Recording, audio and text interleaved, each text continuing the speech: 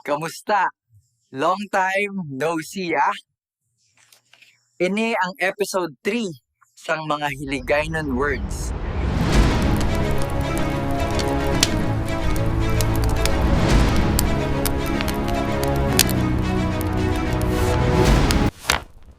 Sa Hiligaynon, milagro.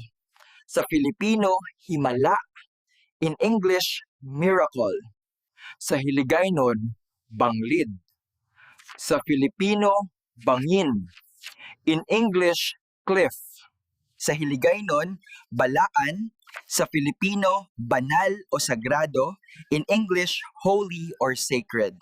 Sa Hiligaynon, katauhan. Sa Filipino, sambayanan. In English, people. Sa Hiligaynon, tagipusoon. Sa Filipino, puso. In English, heart. Sa Hiligaynon, nawong.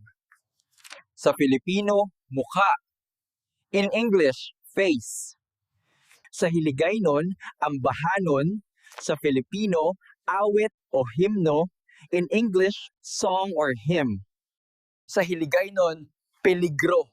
Sa Filipino, panganib o delikado.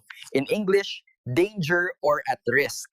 Sa Hiligaynon, panulay. Sa Filipino, demonyo. In English, devil or evil spirit. Sa Hiligaynon, bituon.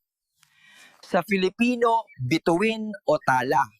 In English, star. Bantayan ninyo sa episode 4 ang iban pa nga mga Hiligaynon words.